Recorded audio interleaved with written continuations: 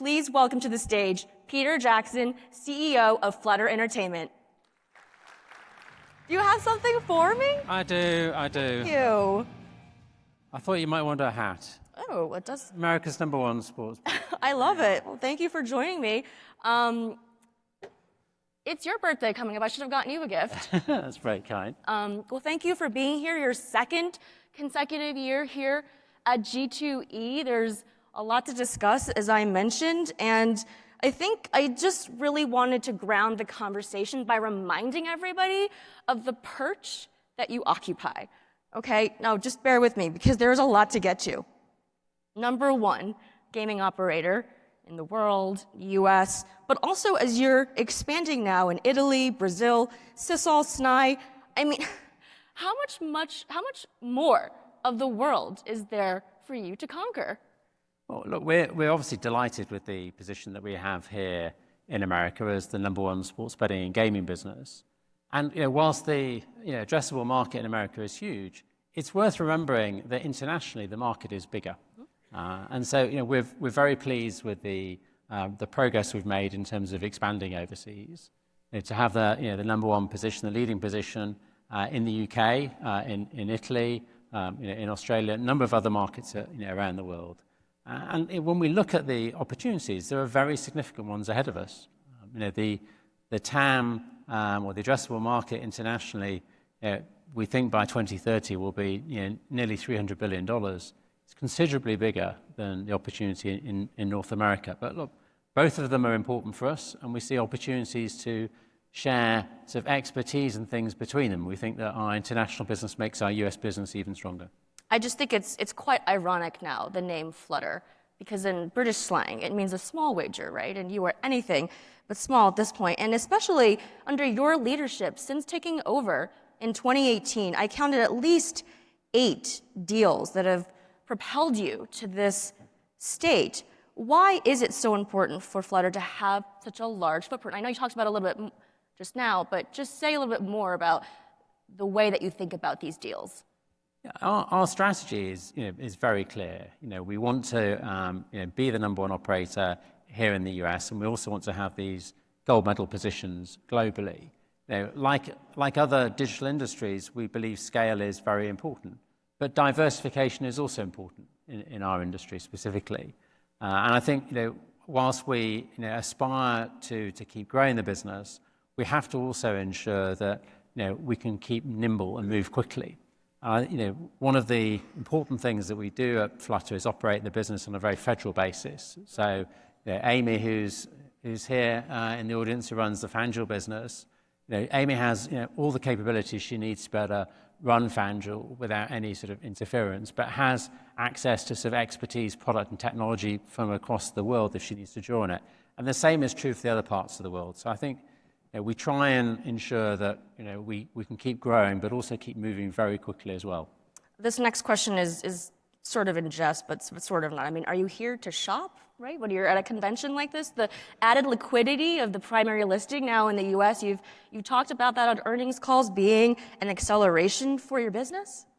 Yeah, we're very pleased with the change in listing we made. One of the things that we were anticipating was that we'd see a step up in liquidity from being listed on the New York Exchange, and we've definitely seen that, which I think bodes well for us. I think it's a very important for our investors. And over the course of today and tomorrow, I'll be meeting with a lot of investors here. It's a very efficient way of getting to see a lot of the owners of the company. I mean, I come here to shop. That's really a question for me. Before we get to the big issues of the day, and prediction markets are coming, I promise, let's go through your global vantage point just a little bit more, especially with the outperformance with Italy, Southeast Europe, Africa. What are you learning from your more mature markets, and what's still needed in emerging markets?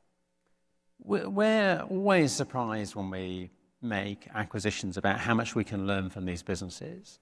And I think it's one of the real testaments of the team is that we'll go in and we'll listen and learn a lot, and often find product ideas or pieces of technology we can take and deploy in other markets around the world.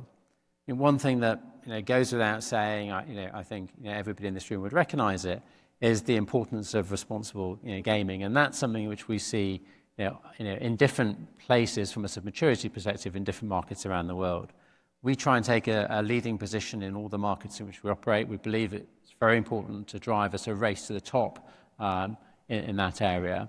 And and indeed, here in the States, we've brought in our real-time sort of check-in tool, which is based on learning from a very similar solution that we have in Australia.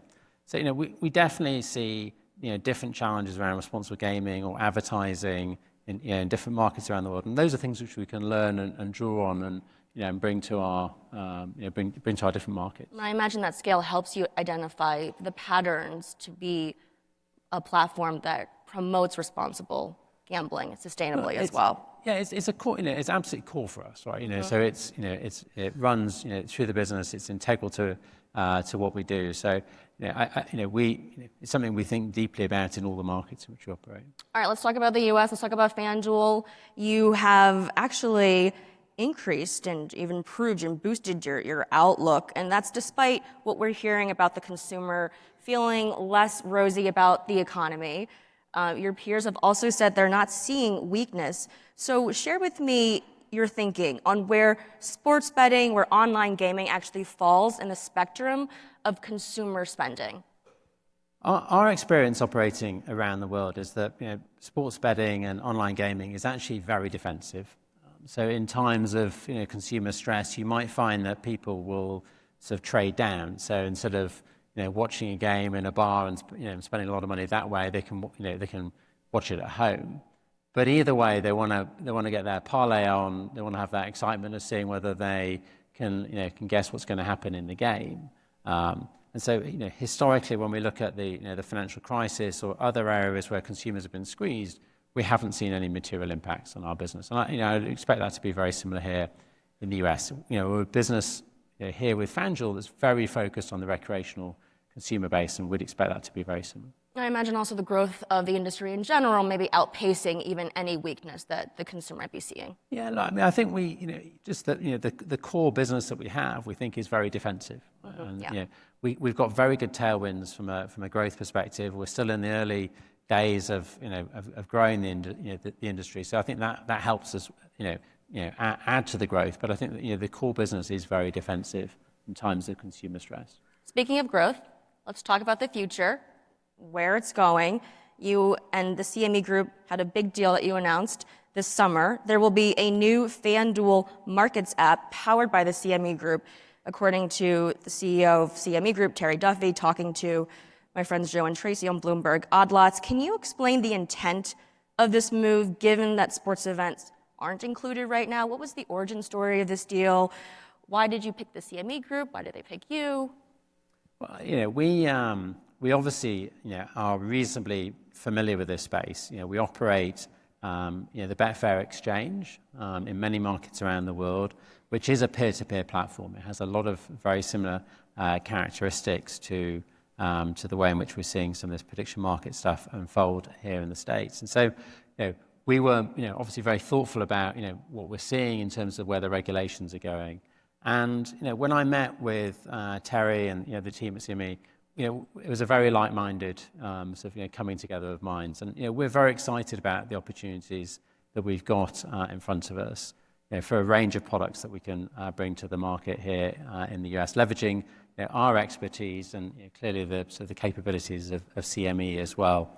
And I think it's exciting, the possibilities in front of us. Let's talk more about that, because this is the way that the CME Group has been describing this partnership and what it benefits and how it benefits their business. They're calling it a distribution play. They're calling this an expansion of their retail trading strategy. They're calling this a strategy to go after the, quote, traders of tomorrow. What do you make of that characterization?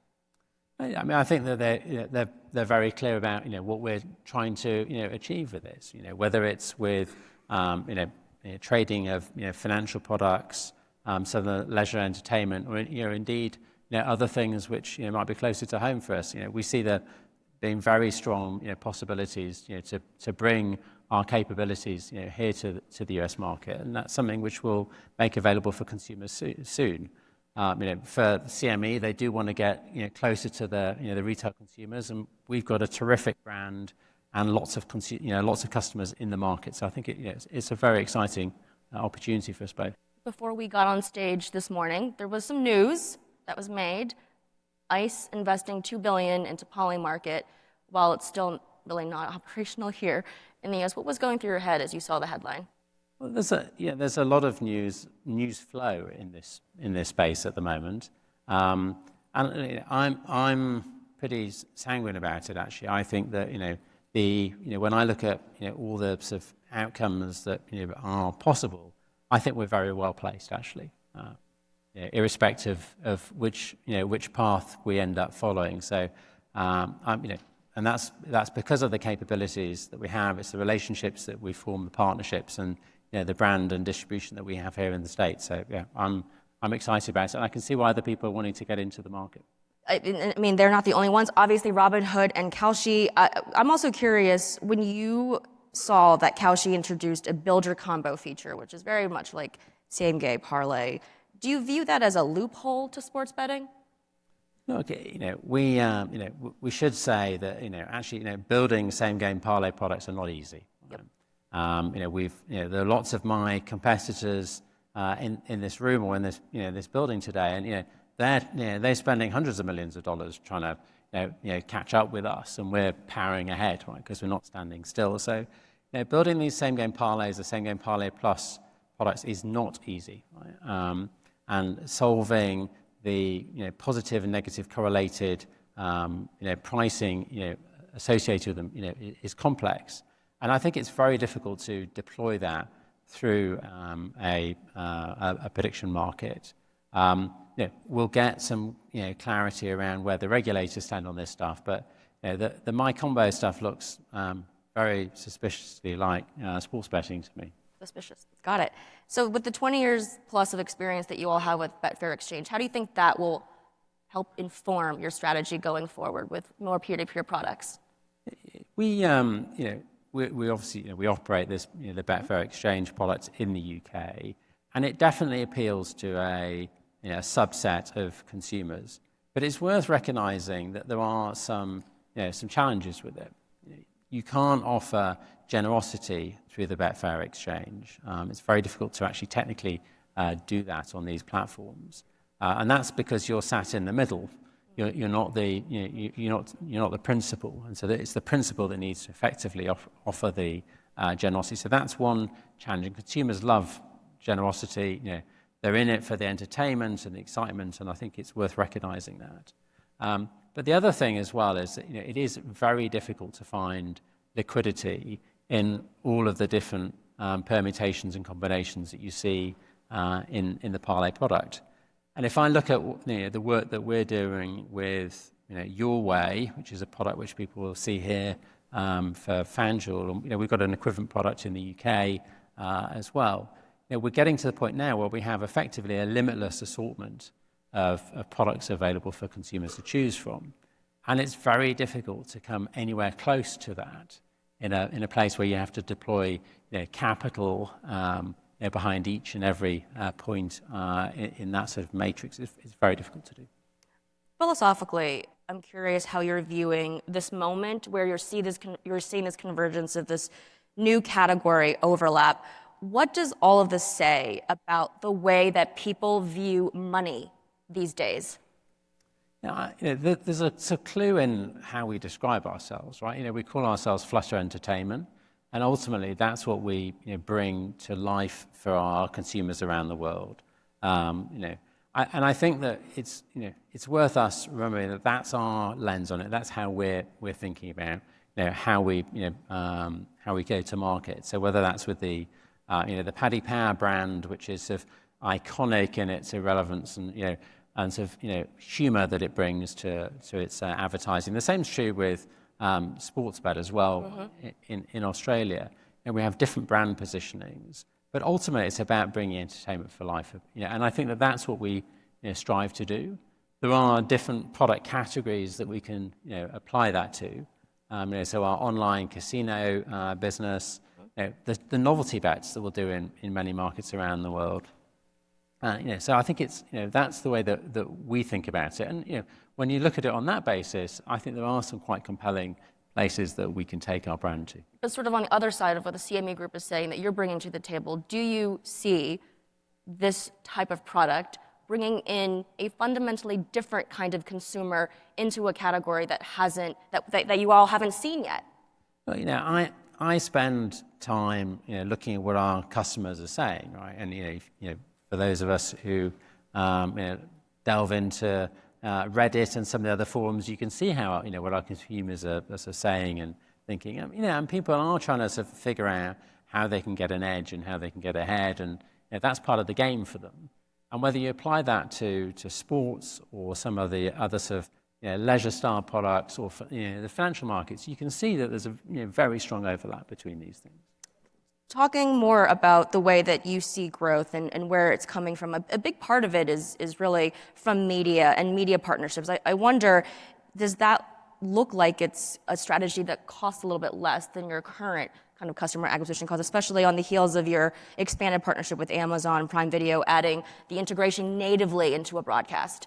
Yeah, we're very excited about the partnership with Amazon. As you say, the integration of the odds, whether that's on a sort of personalized basis, so we can actually show you, the bets that you've got, live on the stream that you're watching, or the ability to sort of overlay in real time what the betting markets are saying about what's going to happen with the play that you're actually seeing on the screen. It's very compelling in terms of adding that excitement to the action. So we're pleased. As someone who's covered Amazon a long time, I can see Amazon's wheels spinning around this and serving me ads as I'm looking at all of these other things. Looking at just taxes really quickly is another potential hurdle, or where you're seeing maybe growth coming from in terms of innovation. I know you're passing through some of the taxes like in Illinois, but then there's also the upcoming change with the limiting of the losses happening in January. Do you expect that to have a big impact on the business, on the industry? Yeah, ultimately, if I look at our business around the world, what we find is that our scale helps us in these situations. It helps us because we have a bigger business that we can defray our costs across, and it allows us to sort of mitigate the potential sort of tax changes. Now, I will say, we were very disappointed in terms of what Illinois did. I think to disproportionately impact the very low spending recreational consumer base, I think is really wrong, and I don't think it's a particularly smart way of raising revenues. But typically, we find, and it's true in lots of other industries you'll follow, that as a scale player, you can actually sort of weather this stuff better. And so, look, we'll see how other markets and things tend to evolve. But I think we're well placed. Toward the end of your conversation on the stage last year, you mentioned that one of the risks that you see your business, or something that you worry about with the maybe growth of your business, is societal license. And there have been some new surveys suggesting that quiet middle that you mentioned last year might be shrinking. How are you thinking about innovation and operating at a time when there is so much more attention on this area of entertainment and gaming innovation, when that is so key, that quiet middle, as you mentioned? It's really important that we, I think, show all the work that we're doing, across our business to make sure that, we provide a safe and secure, environment for our consumers to have fun. Right? We offer a product that people love using, and we should be really proud of it. And I am. Right? And I think we've got a brilliant set of brands and brilliant products in many markets around the world. I think we need to do a better job of talking about the $100+ million that we're spending on tools and adoption solutions, to help drive responsible gaming. I think that is very important. The real-time check-in solution that we've got here in the US. I mean, show me a social media business that's stopping their consumers using their product because they're worried they're using it too much. Right? That doesn't happen, but that's what we're doing here in the market. So I think we are very proud of what we're doing, and I think we need to do a better job of telling the story about some of it. Do you share any of the concerns that the younger generation are turning to these platforms because they feel like they have less of an opportunity to grow financially and economically? I think that we offer great value sort of entertainment for people. I think it's very well sort of set up to protect people. And I think we're particularly mindful about how we ensure that younger people have those particular protections applied to them. the societal question around what, the roles for young people and stuff is sort of, that's a very big question that I don't think we've got time to discuss now. We don't have time, and you're lucky we're out of time for now. In the spirit of good sportsmanship, though, would you pay a compliment to the next guy coming up on stage? What would you say that you admire about him? Well, Jason's coming up now, and I have to say, we're very fortunate that we have all of the capabilities of our international business to deploy here in America to allow us to be the number one business. I think that for Jason and the team, they've built a fantastic business without any of that capability, which is very impressive. But look, we like to show them our heels and stay ahead, and we'll continue to do that. All right. Thank you so much, Peter, for your time and for these lovely gifts. It was so great to spend time with you here on stage. Thank you. Amazing.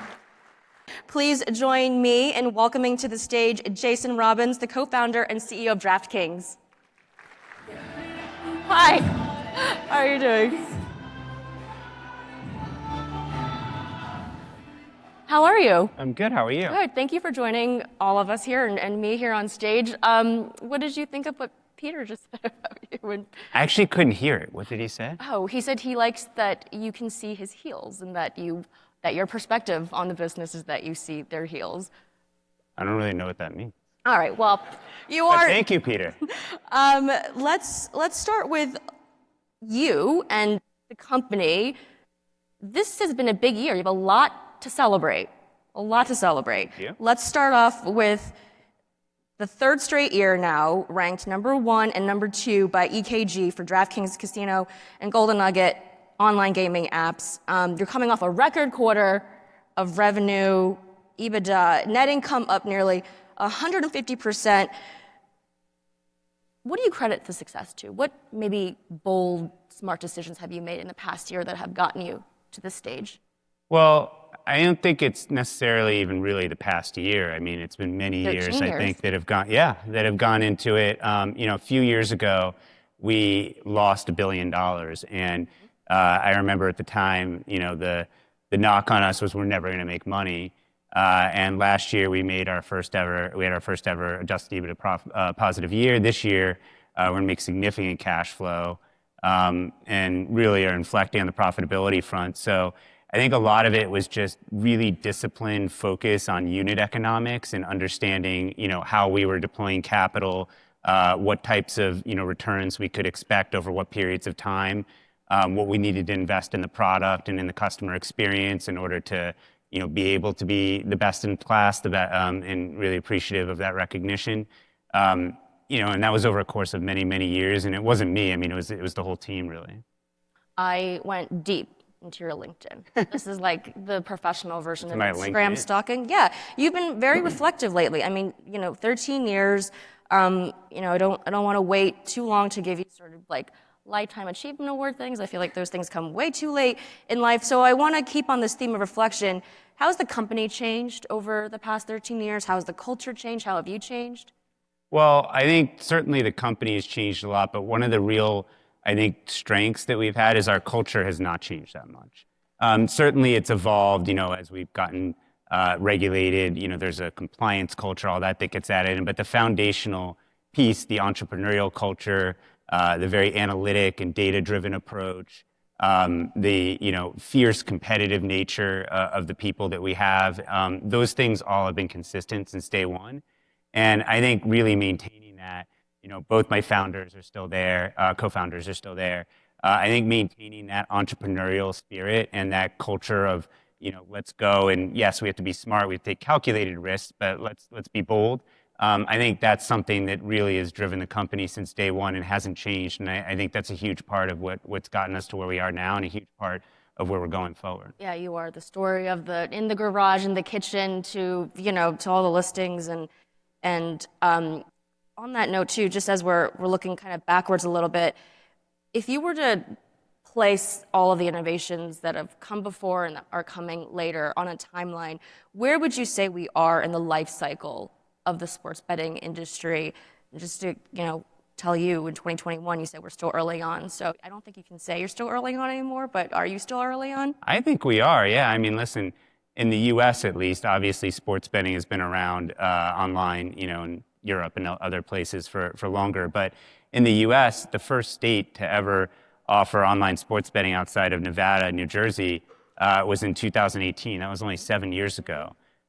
Still pretty early if you look at most industries and how long they've been along. And obviously betting is not a new industry, so that in of itself, but in terms of having a legal regulated market, although it's been around in the illegal market for quite some time, and still is, still about half the US has no access to legal products. And I think that's a huge thing. It really is keeping the illegal market alive. More for iGaming, it's almost 90% of the US that does not have access to legal products right now, which is why you've seen sweeps casinos and other huge unregulated markets fueled. So I think it's still very early, right? I mean, when you're talking about half the country still not having access to sports betting, big states like California, Texas, when you're talking about almost 90% of the country not having access to iGaming, that seems pretty early to me. Our average state has been around for about 3.5 years. So I still say early. The other thing I will say, and you're seeing this all the time, but when things happen in a technology space, it's always early. There's always disruption. There's always something new. There's always some new innovation that's coming around the corner. So you literally have to, it's the old Amazon every day, day one kind of thing, right? You always have to treat it as though at any point in time you were in an early stage of whatever the next phase is of the industry. And I don't think it ever truly matures. Speaking of Amazon, thank you. You have said in the past to Fox Business, and I think others, that you want DraftKings to be talked about like a big tech company, like an Amazon. What does that mean? Well, I think it's sort of related to what I was just saying, which is we want to be viewed as innovative. We want to be viewed as technology first. We want to be viewed as a company that has a culture that looks more like a tech company than like maybe a traditional gaming company. Not for any reason other than that's how I think we've been built, and that's what I think the future of our company is, technology. And it doesn't have to obviously stay purely within even gaming. So having that culture and having the capability set to be able to create great technology products for our customers, be able to use digital means to reach and engage customers, and always being on top of whatever the new technologies are and trying to get there first. Those are core things that I think are capabilities that can allow us to succeed in a multitude of ways. I just find it notable. Amazon obviously catches a lot of, here you can have this. Thank you. Catches a lot of flack because of their size. And we're obviously going to talk about prediction markets and how we get there into the future, and how we get there responsibly. In some ways, and having covered financial markets for years as well, it sort of seems like you've got Robin Hood coming into your house. You're also probably in the back of your mind thinking about kind of your own roadmap to tackle this. So the same question that I asked Peter, though. Just philosophically, do you think something has changed about the way that people view money, how they transact with it, and why there is such a popularity around being, maybe compared to past decades, a little bit looser with how they're exchanging money online? I think people are more comfortable exchanging money online. I also think that, our culture, and especially, future generations, everything is more gamified, whether it's video games, whether it's, watching shorter duration clips versus, lengthy programming. Everything is gamified and sort of, delivered through digital channels. And, if you're thinking about like things like where is linear TV going to be 30, 40 years from now, I don't know anybody under the age of 15, maybe at least under the age of 12, that watches linear TV regularly anymore. So is it just going to completely be gone? I don't know. Or will those people evolve, and start watching linear TV? So that's an example of something where you just are looking at this huge shift that's happening. And I think being aware of that shift and understanding, maybe not every implication and what that means, but being aware that it's happening and not dismissing it. That's a really important part for what we do, because we have to understand that the customers of the future are going to be reached in different ways.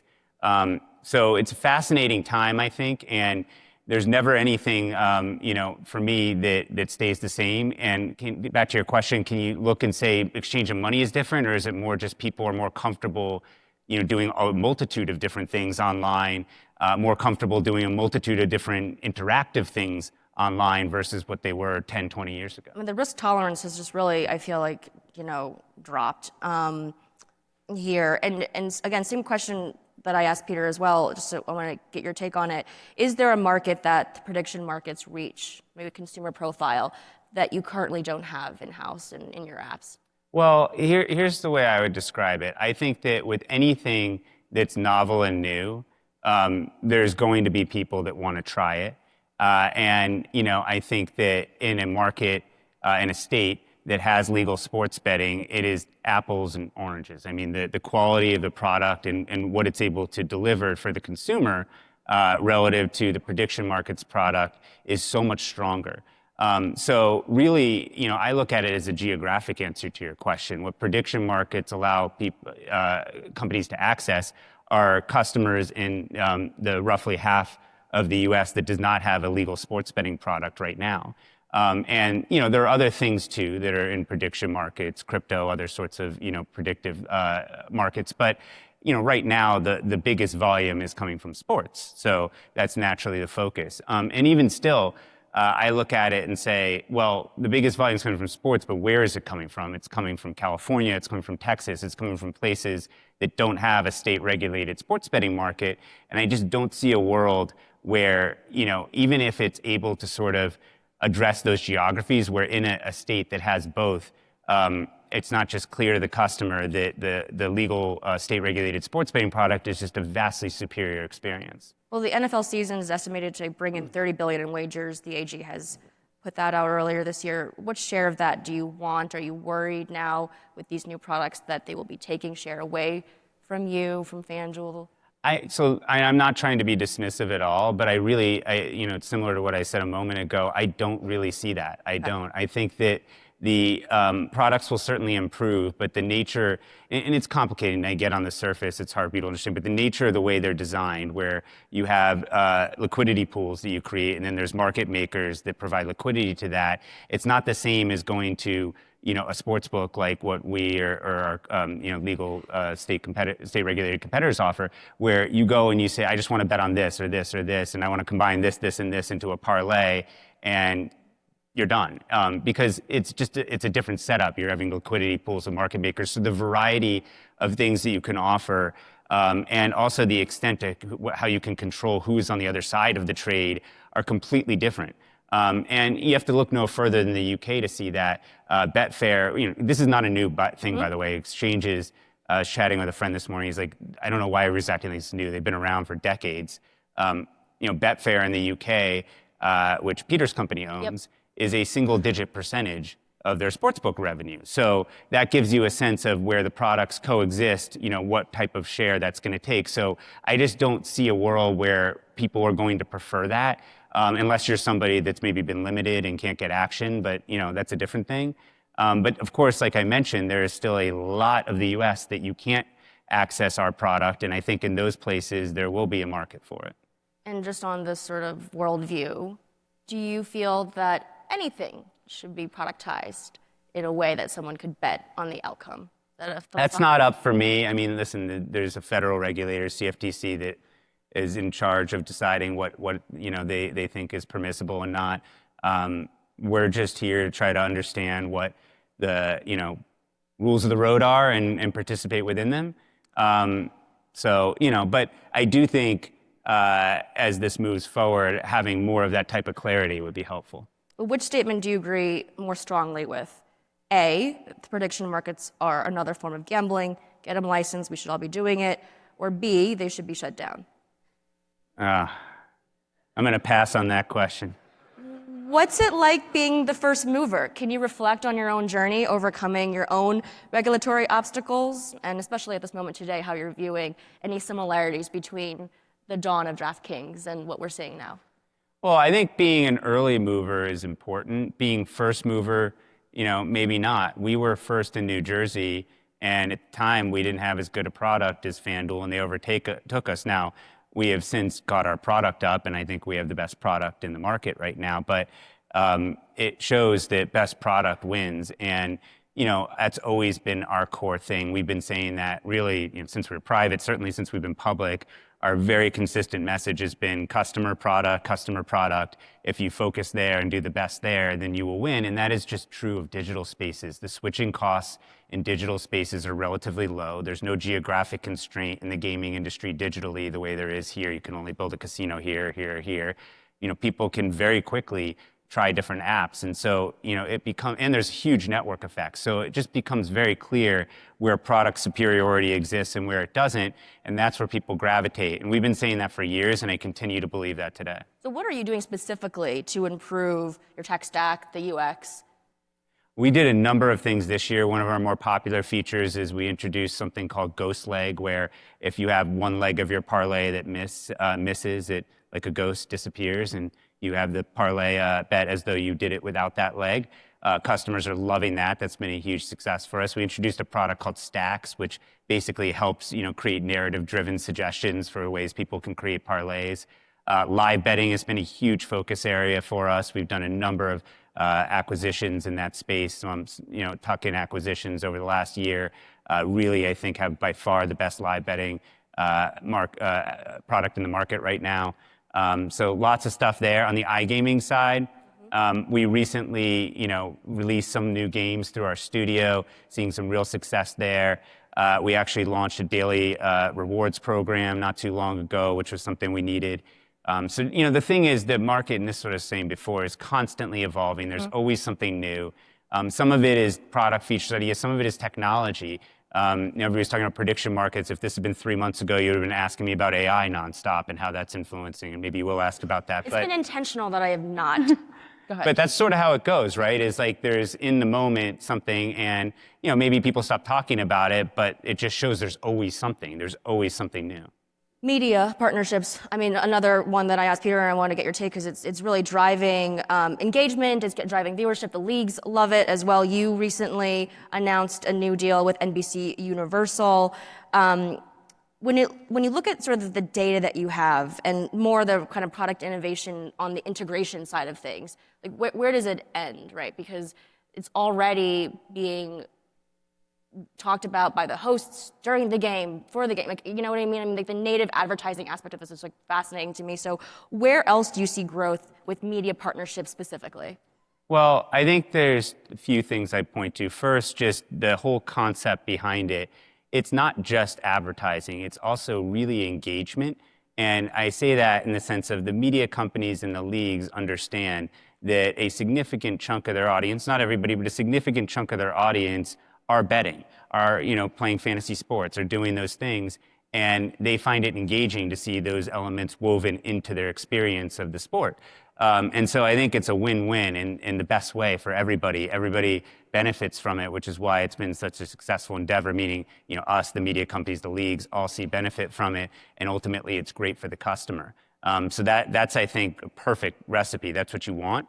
And so to me, continuing to figure out a way to do that in a way that engages that audience, but doesn't, and obviously you can't do this perfectly, but to the best extent possible, doesn't, for the people that don't want it, seem like it's taking away from their experience. That's the key needle to thread. And I think the direction this will go as more, I talked about linear TV earlier, and where will that be? As more people start experiencing sports through streaming and digital channels, you're going to have bifurcated experiences where if I want to see, if I feel like I'm the type of person that wants to be engaged by seeing betting woven in, I can get an even more supercharged version of that. But if I don't, I can watch something that doesn't.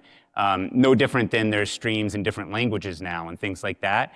So I think that's ultimately, the next phase of where this is going.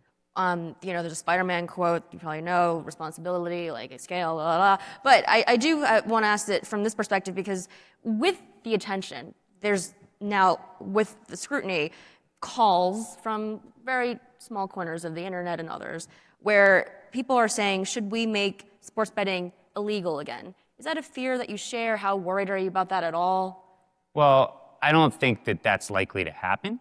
And I think that the reasons that sports betting has been legalized in so many states, namely that it's an activity that is happening anyway in the illegal market and still is in most of the country, or roughly half of the country that doesn't offer it. Those haven't changed. So I don't think the solution is that. And I think at this point that probably ship has sailed. I do think that it's interesting, though, that is their perspective. And so a lot of them don't go so far as to say that. They instead call for things that would essentially strangle the industry through, regulation that is not sustainable as a means of basically getting to the same place. And I think, that's something that regulators have been very thoughtful about, and we appreciate that and have to be careful, right? Because you're seeing it now with, you talked about predictions, there's obviously all sorts of other ways that people can get action. And if you look at us relative to that, we are so much more tightly regulated. I mean, none of those controls exist in some of these other places, right? So not that I don't think we can always be doing more, I do, but when I think about it from a regulatory perspective, I'm like, well, we're already more tightly regulated in this way than virtually any other place that you can spend your money in the world. So why is it that we need more of that type of regulation when there's many other ways people can spend money that don't have any of that regulation? And as that conversation, I think, happens, as you see convergence of some of these different things, it's going to be interesting where it goes. It's not an inevitability that all states will come online, correct? Would you agree to that? I think most will. All is, just like forever, all is a big number. So we'll see. I think at some point, yeah. But I think most will. I think especially now that you're hearing, one of the benefits of this whole rise of prediction markets is it's really going to be that next level, conversation the states are going to have on, okay, now really this is happening. What do I do? Do I just continue to not collect tax revenue, not regulate it ourselves? So I think that's going to be the next catalyst. It's taken 7 years to get here. Is it going to take less than 7 years, around the same? Well, if you look at sort of the states that still don't have sports betting, or at least where we can't operate, a lot of the population is concentrated in a small handful of them. So, it really comes down to how long will it take to get those in terms of the total financial opportunity. And then there's a lot of other states that we haven't invested as much time lobbying and other things because they're not as big. But I do think eventually, we'll come to those conclusions on their own. How big a deal was it that you got LeBron James? He's like Kevin Hart now too. Like, what are some fun facts about working with them on these campaigns? Well, first of all, I find them hilarious. I think those two together just do a fantastic job. But, back to your question on how significant LeBron is, he's all time. He's an icon. He's going to go down on the Mount Rushmore of sports. So, to get somebody like that back in your brand is a big deal. Awesome. Jason, we're out of time for now. It was such a pleasure. Thank you so much for joining me. Thanks for having me. Awesome. Thank you. And for our final conversation this morning, we have none other than Bill Hornbuckle, CEO and President of MGM International. Please welcome him to the stage. Hello. Hi. So good to see you. I love Las Vegas. I love being here. I cherish every trip that I get to be here. But let's play a game. This is my version of fun, okay? Yes, let's play a game. True or false, people seem to have forgotten what a blockbuster year 2024 was for Las Vegas tourism. Kind of false. Kind of false. Yeah. Tell me. Look, I look back at 23 and 24 as we came out of COVID, and I reflect all the way back to 2006 and 7. And if you look at those in real dollar terms compared to today value, they were probably the best 2 years the industry's ever known. You go forward, and as we've come out of COVID, the whole push to luxury, the whole push to additional spend, 23 and 24 were magnificent years. And so, obviously as we sit here in 25 and everything's comparative to last year, because that's just the nature of the beast, it was an amazing year. I think I should refine it a little bit more, because when I look at some of the stories and there have been numerous, about the big question mark around Las Vegas, I don't see that nuance discussed quite as much. So I looked into the numbers a little bit. Vegas hit a record number in 2016, visitors, 42.9 million. Last year was only about a 3% difference off of that record, which is huge. And so when do you expect that you could see the numbers close in on that record again, or even top it? Hopefully in the near future. Obviously we've had it's been characterized, I've said this word, a rugged summer. We all know what's happened with Canada. We all know what's happened, particularly in this market with Spirit Airlines, in terms of the seats being removed. And so we are coming out of that. But as I look to the future, I think about literally the next 16 months are going to be the best convention months the city has ever had or ever seen. And so what's on the books, not only with MGM Resorts, but the community at large, literally is facing up to be the best 16 months. And so with that as a foundation, you think about the programming that consistently comes. I look forward to something like Formula One, I think which is going to be another tremendous success. It continues to build on itself, and I think we've got that aligned and going in a really good direction. I think of all the other activities scheduled for the first and second half of next year, all positives. And so, look, we remain bullish on Las Vegas. Fundamentally, I don't think it's broken in any way, shape, or form. And I look forward particularly to this convention drive pushing us to the next step again. I love a good convention, as I've mentioned. I think there's some concern about potential short-term impacts. No, I really do love being here for conventions. For the government shutdown, are you factoring that in at all for at least year-end estimates? Where do you think we'll end the year? Look, obviously, I mean, we saw as late as yesterday in the news, FAA, people aren't going to work. And so that's going to have an impact. These things historically have been short-lived, and I think that's how we think about it. So we're not modifying programs because of it. We're not modifying opportunities because of it in terms of what to offer consumers today. Obviously, if it lingers on for a while, there'll be an impact. I think there's a broader impact to U.S. travel. I mean, every week this thing is closed, it costs the travel industry close to $1 billion. And obviously, we participate in that. And so it's meaningful. To the extent we get all back to work and we get everyone else back to work, it will be helpful. Mm-hmm. I'm not looking at changing anything we're doing or how we're doing it over the near term for today.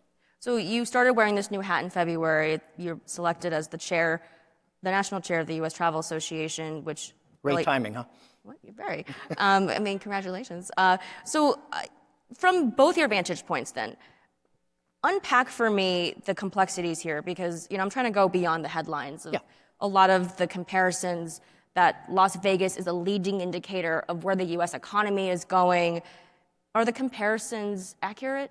Are they overblown? How would you characterize the way that Las Vegas? Yeah, it's a very volatile time. Mm-hmm. Back up, I think, to national. I mean, if you go back to 2016, and I'll think first about international travel. Mm-hmm. We had a $50 billion surplus with the world on travel. Today, it's a $50 billion deficit. So over that 9-year period, we've literally lost $100 billion of surplus travel into the country. We had aspirations to hit 90 million visitors internationally. We're going to be in the 70s, give or take. And so, yes, it's off. It's kind of fascinating. What the administration has done and from time to time continues to do is we'll take 2 steps forward. I think about the big, beautiful bill. In that bill, there was $12 billion for the FAA to begin to fix much of the infrastructure that desperately needs fixing. It's a start. It's a meaningful start. They put money into technology. And so in the big scheme, money is going into some of the right things, to be sure. Other side of the coin, we had then asked for a $250 visa increase. Mm-hmm. So to get a visa from a foreign country, if it's a first-time visa applicant, it's about $400. So take a family of 4, I'm at $1,600. And so we put these impediments out there that for now we hope to have on hold as we understand where we are and where we're going. And so it's some good and then some stuff that we got to really take some time and energy and get behind and try to legislate our way to a different place. Well, you're in very different rooms, but all key rooms that would lead to decisions that would change these, whether it's in D.C. or here. As you look at the factors contributing to some of the loss of travel into the U.S., is it mostly contained within this sort of anomalous year that we're having, or are there deeper concerns about the way America is perceived outside of our shores? Probably a little of both. Look, I think the approach, the messaging that we give, whether it's here in Las Vegas or the community at large, has to be welcoming. We have to say, we have 9 years of the most amazing things that are about to happen. We've got 2 Olympics coming up. Obviously, we just had the Ryder Cup, interesting as that was. We've got the World Cup coming up next year. There are massive opportunities for America to reach out, say you're welcome, and please come. There's probably $100 billion at stake in just those events alone. And it'd be an amazing place for all of us to step up and make a difference and make a welcoming message. I don't think the administration doesn't want to do that. It's formed a special group to go after that, which we all participate in. And so I think its intent is there. I just think some of the policy and some of the rhetoric pushes us in a little bit of a different direction. We got to be cautious of that. And so how do business leaders try to overcome that, to offset what's what's out of their control? Well, it's not always like pay attention, have a voice, be present, whether it's in DC or local or regional, be present. And it's not always easy, to your point. There's only so much you can do. But I think what it means and making sure that we translate to people what something means to an environment, or in this case, a country, is very important. 1 out of 13 jobs in America is supported by our industry. 1 out of 13. It's a big deal. And travel, if you go almost anywhere else in the world, there's a sports minister and there's a travel minister. We have neither in America. The way it's spread today, Secretary of State has something to do with it. Homeland Security has something to do with it. Commerce has something to do with it. It's scattered. And because it's scattered, to get one voice sometimes is difficult. We need to be that voice. And I think there is some movement in Congress, a bill this summer that was passed to try to use sports as a way to increase diplomacy. I want to get back to Las Vegas just for another minute before we return to the bigger issues. I know, there's so many. When you see foot traffic moving to regional casinos, I know you're tired of talking about the story. I get it. But is there one thing that Vegas has over regional casinos and areas that they should do, that the city should do a better job of, and what really more can be done? When we say do a better job, sure. You go back and you just reflect on your own comment. 23 and 24 are amazing years. Mm-hmm. We've brought in PAFSPA and a bunch of other things have happened. The opportunity now for this community in the sports world that we're in is fantastic. I went to a Chicago Bears game 2 weekends ago. Literally 60% of the fans in that stadium were either from Chicago or they had the colored shirts on. And so while Mark Davis isn't always happy about it, as a tourism driver, what the city is doing has been very, very meaningful and pushing in the right direction. We have a lot of regional casinos, Maryland, et cetera. They don't have the opportunity to have the kind of events we do. And it's, what are trip drivers? What makes someone come to this market versus, I'm in here, so I'm going to go see a show. But what are the things that draw me here to begin with? We have been good, and we're going to continue to be good about pushing and promoting that kind of activity. We've got, additional conversation around Super Bowl. We've got the NC Final Four coming up. We've got the college football championship game coming up. We'll have plenty of activity. I don't, I already disclosed very clearly, I love being here. I also, I'm not a Gen Z, okay? I mean, you're hearing reports about partying being down, right? That they don't feel financially secure. And, I think the first time that I came to Vegas, I think what happens, here stays here was like the appeal. I was like, oh, great. But, now that's changed and everybody is focused on AI or digital, how do you compete against those forces where people are so glued to their screens that they're not wanting to come out of their houses? I would just argue against that premise at its very core. They do, and I'll give this example. So Las Vegas did a fabulous campaign 2 weeks ago. It was basically a campaign that the city got behind, we got behind it. We drove, in our case, 285,000 room nights in a 5-day period. The rest of that was up 70%, 7-0, from the week before. So it is about value, it's about opportunity, and most of that travel will occur this year. And so people do pay attention, they do want to come here. There are all those concerns, and millennials drink plenty. Don't drink as much as millennials, or at least I do, I can assure you. All that said, at its fundamental core, we have an amazing attraction here, and people are continuing to come, and we're excited by it. Aside from sports, and I want to talk about hospitality too, but that's such a big part of your business. What's been new and novel with the experience of being here and amongst all your properties? Look, I think most of the folks in this room obviously are highly educated in the industry. A place like Bellagio, literally 70% of our revenue is non-gaming. And so that continues. And so for us, the opportunity to go get the Carbones of the world, and we went to London. We're bringing a restaurant called Giancana, which is an amazing Indian restaurant, probably one of the best in the world, to continue to provide the product that people motivate at every age for, is critical. Sports has been part of that journey. Obviously, the convention track I've just mentioned is part of that journey. We have to continue to be appealing. I haven't completely figured it all out yet, but Area 15, which some of you see on the other side of Highway 15 here, they report to have 3 million visitors last year. So Las Vegas continues to offer the kinds of things people want to do and see, And I think that continues. Let's double down on your own playbook. I took a tour yesterday of your Family Feud studio. I was very excited to see it. It's the first interactive game show of its kind to be broadcast live from a Las Vegas casino floor. The studios were really high-tech, and I was really impressed by it. This is part of your omni-channel strategy. Talk more about that flywheel. Yeah, so, as part of our digital effort, if you think about, and you just heard from, obviously, Peter and Jason, what is it that differentiates us? What is it that can put us in a different place? Well, for us, it's omni-channel. It's the idea that I can take your digital experience and bring you something online. Well, how do we manifest that? How do we magnify who we are? Well, one of the thoughts is if we can do, and we are now doing, if you go to the MGM, there's a studio on the casino floor. There's 13 or 14 games in this studio. It's like twice the size of this stage. We have a game show. We have live games. But think of that eventually maturing, because we're just learning the business. It's nascent days where it's tied to celebrity. Imagine every Tuesday night you get to play with XYZ from the MGM. And so the idea it's got MGM brand brings instant credibility to it. The fact that it could be tied to celebrity gives me the value and the notion of entertainment. And the connection to MGM gives me an opportunity to potentially come and enjoy a brick and mortar experience that I don't get digitally online. And so we're very excited by where we are with that space. It's very early days, and we're going to push hard into it. And I know you're very proud of MGM's performance as well. You've talked about this, and part of kind of the expansion of the gaming conversation that you've heard me talk about with the other two gentlemen on stage, you have a very clear perspective on prediction markets and that gambling should also remain a states' rights regime. You said earlier in the year, if we don't handle this correctly, it's going to be the cement that's being poured for the federal government to enter the space. What is the healthy line between innovation, federalism breach? Look, I think particularly in the digital space, whether it's us, FanDuel, DraftKings, or many other competitors, there's plenty of innovation.